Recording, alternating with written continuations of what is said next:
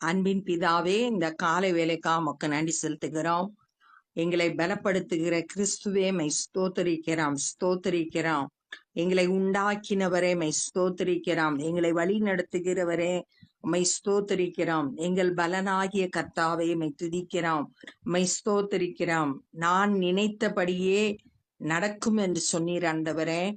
நான் நிர்ணயித்தபடியே ஆண்டவரே நடக்கும் என்று நிலை நிற்கும் என்று சொன்னீர். உம்முடைய வார்த்தையின்படி கர்த்தாவே நீர் எல்லாவற்றையும் செய்ய வல்லமையுள்ளவர். இந்த காலை வேளையில எங்களை முற்றிலுமாய் உம்முடைய சித்தம் நிறைவேறும்படியாய் அர்ப்பணிக்கிறோம். இந்த நாளின் வேத தியானத்தை எங்களுக்கு ஆசீர்வதித்து தாங்க. நீங்க எங்க கூட பேசுங்க. நேசிக்கிற இயேசு கிறிஸ்துவின் இனிய நாமத்தில் கேட்கிறோம் பிதாவே, ஆமென்.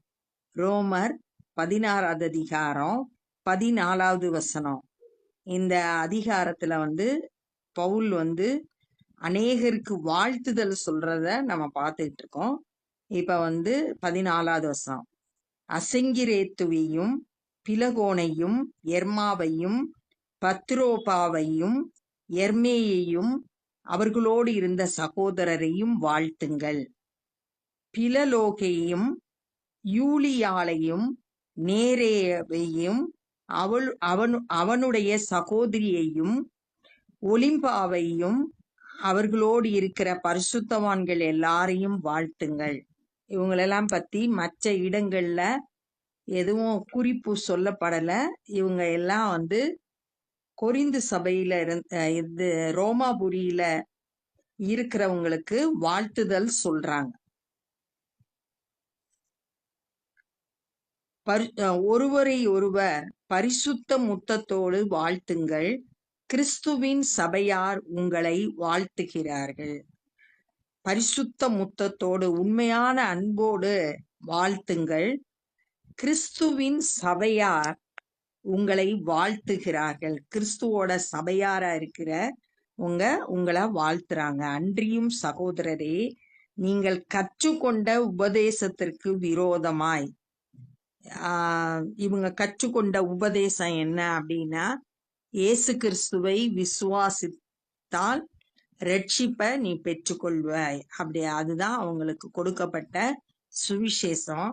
அந்த உபதேசத்துக்கு விரோதமாய் பிரிவினைகளையும் இடரல்களையும் உண்டாக்குறவர்களை குறித்து எச்சரிக்கையாய் இருந்து அவர்களை விட்டு விலக வேண்டும் என்று உங்களுக்கு புத்தி சொல்கிறேன். பவுல் ரோமாபுரியில இருக்க விசுவாசிகளுக்கு, நீங்க கற்றுக்கொண்ட உபதேசத்துக்கு விரோதமா பிரிவினைகள் உண்டாக்குறவங்க, இடரல் உண்டாக்குகிறவங்களெல்லாம் குறித்து எச்சரிக்கையா இருக்கணும். அவங்களுக்கு இடம் கொடுக்க கூடாது, அவங்கள விட்டு விலகணும். ஏன்னா ஒரு கூட்ட மக்கள் அந்த நாட்கள்ல நியாயப்பிரமாணத்தின்படி விருத்த சேதனம் பண்ணினாதான் ரட்சிப்பு அப்படின்னு சொல்லிட்டு இருந்தாங்க. அந்த பிரச்சனைய கலாத்தியர் சபையில அவங்க சந்திச்சாங்க. அப்ப பவுல் அவங்களுக்கு ஆலோசனை கொடுத்து அந்த பிரச்சனைய தீர்த்து வச்சாங்க. இப்படி சுவிசேஷத்துக்கு எதிரா பேசுறவங்களை விட்டு விலகுங்கள் அப்படின்னு புத்தி சொல்லுகிறேன். அப்படிப்பட்டவர்கள், கள்ள உபதேசம் பண்ணுகிறவர்கள், நம்முடைய கர்த்தராகிய இயேசு கிறிஸ்துவுக்கு ஊழியம் செய்யாமல், இந்த கள்ள உபதேசம் பண்றவங்க இயேசு கிறிஸ்துவுக்கு ஊழியம் செய்யல, தங்கள் வயிற்றுக்கே ஊழியம் செய்து தங்களுக்கு என்ன லாபம் வருது அதுல மட்டும் கவனமாய் இருந்து சுயநலம் உள்ளவர்களாய் நய வசனிப்பினாலும் இச்சக பேச்சினாலும் கபடம் இல்லாதவர்களுடைய இருதயங்களை வஞ்சிக்கிறவர்களாய் இருக்கிறாங்க. அவங்க ரொம்ப திறமையா பேசுறாங்க. அவங்களோட பேச்சு கவரக்கூடியதா இருக்கு. கள்ளங்கபடம் இல்லாத ஆத்துமாக்களை ஏமாத்தி தவறான உபதேசம் பண்றாங்க அப்படின்னு சொல்லியிருக்கு. இந்த கள்ள உபதேசத்தை குறிச்சு 2 பேதுரு 2வது அதிகாரம் 3வது வசனத்துல, பொருளாசை உடையவர்களாய் தந்திரமான வார்த்தைகளாலே உங்களை தங்களுக்கு ஆதாயமாக வசப்படுத்தி கொள்கிறார்கள் அப்படின்னு அங்க சொல்லப்பட்டிருக்கு. அப்ப அவங்களோட பேச்சு ரொம்ப தந்திரமா இருக்கு. மற்றவங்களுக்கு கவர்ந்து இழுக்கக்கூடிய விதத்துல இருக்கு. ஆனா அவங்க இருதயங்களை என்ன செஞ்சுறாங்க? வஞ்சித்துறாங்க, ஏமாத்திடுறாங்க. உங்கள் கீழ்ப்படிதல் யாவருக்கும் தெரிய வந்திருக்கிறது. இந்த ரோபாபுரியில இருக்கிறவங்க சுவிசேஷத்துக்கு கீழ்ப்படிஞ்சு இயேசு கிறிஸ்துவை விசுவாசிச்சாங்க. அதைத்தான் இங்க சொல்லியிருக்கு. ஆகையால் உங்களை குறித்து சந்தோஷப்படுகிறேன். பவுலுக்கு இவங்களை குறித்து ஒரு சந்தோஷம். ஆனாலும் நீங்கள் நன்மைக்கு ஞானிகளும் தீமைக்கு பேதைகளுமாய் இருக்க வேண்டும் என்று விரும்புகிறேன். நன்மை எதுன்றத அறிந்து அதை செயல்படுத்துறவங்களா ஞானம் உள்ளவர்களா இருக்கணும். அதே நேரத்துல தீமையான காரியத்திற்கு செய்ய அறியாத பேதைகளா இருக்கணும்னு நான் விரும்புகிறேன் அப்படின்னு சொல்றார். இதே மாதிரி ஒரு வசனத்தை இயேசு கிறிஸ்து தம்முடைய உபதேசத்துல மத்தேயு 10வது அதிகாரம் 16வது வசனத்துல என்ன சொல்லியிருக்காங்கன்னா, ஆடுகளை ஓநாய்க்குள்ளே அனுப்புகிறது போல இதோ நான் உங்களை அனுப்புகிறேன். ஆகையால் சர்ப்பங்களைப் போல வினா உள்ளவர்களாகவும் புறாக்களைப் போல கபடற்றவர்களாகவும் இருங்கள் அப்படின்னு சொல்லிட்டு இயேசு கிறிஸ்து சொல்றாரு.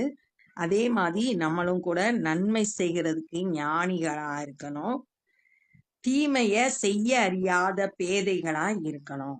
சமாதானத்தின் தேவன் சீக்கிரமாய் சாத்தானை உங்கள் கால்களின் கீழே நசுக்கி போடுவார்.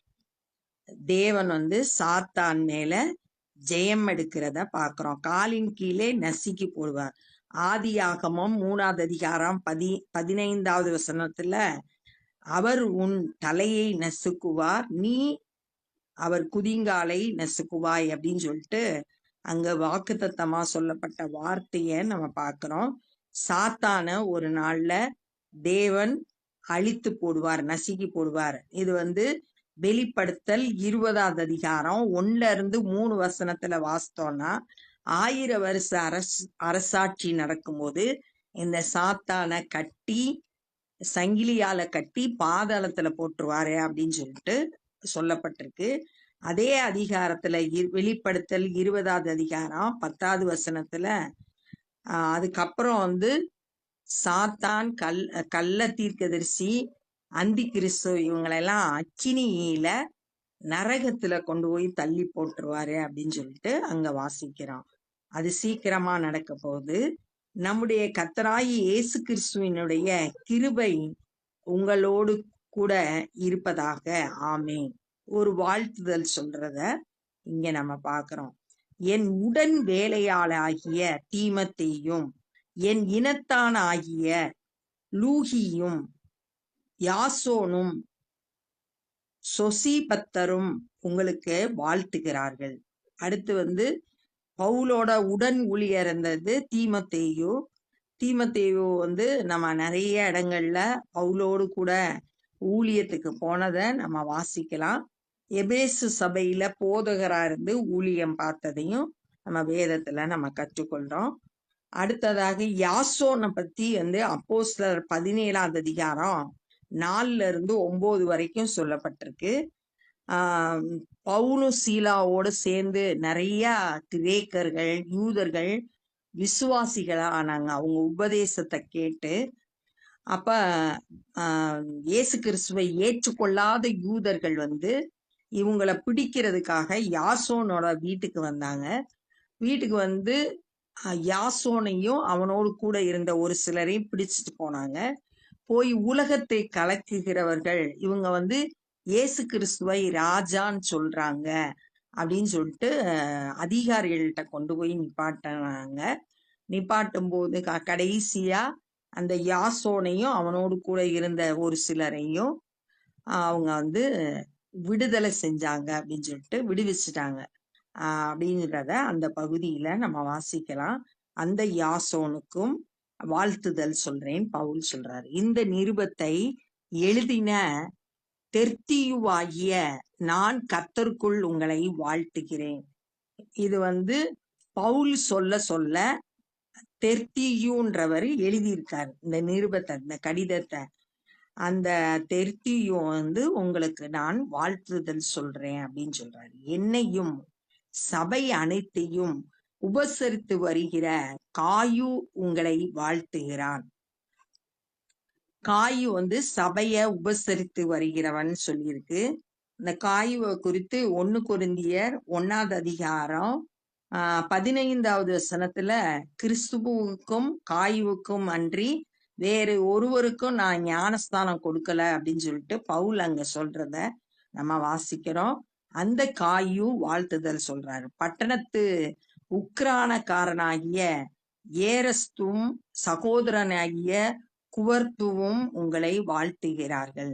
நம்முடைய கர்த்தராகிய இயேசு கிறிஸ்துவினுடைய கிருபை உங்கள் அனைவரோடு கூட இருப்பதாக. இதே வசனத்தை 20வது வசனத்திலையும் நம்ம பார்த்தோம். அதே மாதிரி வாழ்த்துதல் சொல்றாரு, கர்த்தருடைய கிருபை எல்லாரோடும் இருப்பதாக.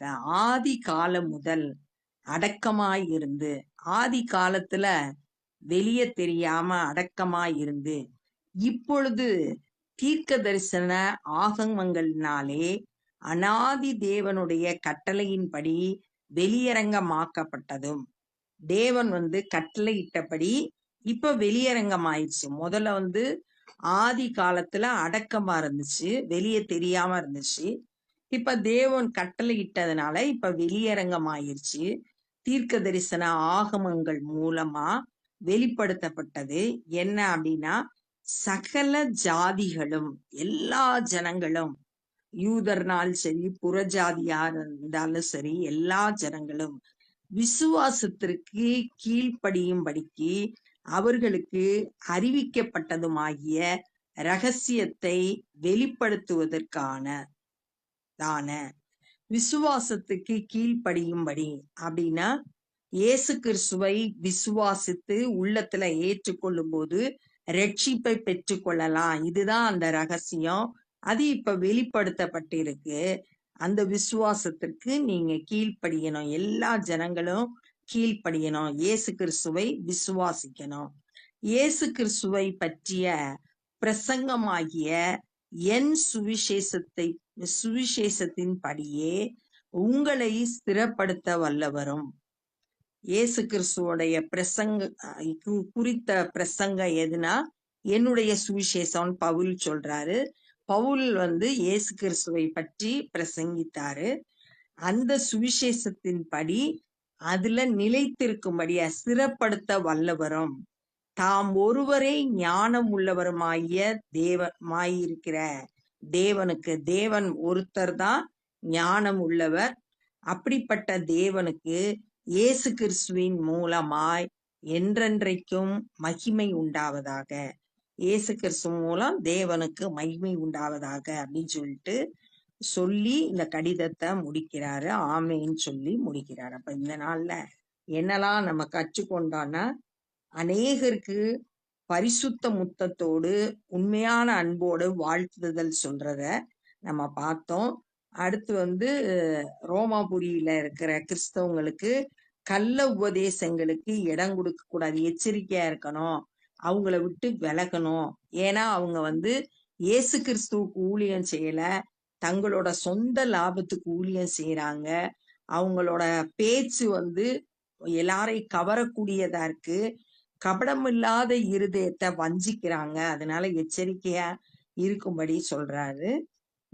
நன்மை செய்கிறதுக்கு ஞானிகளா இருக்கணும், தீமை செய்கிறதுக்கு பேதைகளா இருக்கணும். செய்ய தெரியக்கூடாது, தீமை செய்யக்கூடாது அப்படின்னு பார்த்தோம். சீக்கிரமா தேவன் சாத்தான நம்மளோட காலின் கீழே போட்டு நசுக்கிடுவாரு அப்படின்றத பார்த்தோம். நமக்கு ஒரே சத்துரு சாத்தான் தான். அந்த சாத்தானை அழித்து நமக்கு சமாதானத்தை கொடுக்கிற தேவனாய் இருக்கிறாரு அப்படின்றத தியானிச்சோம்.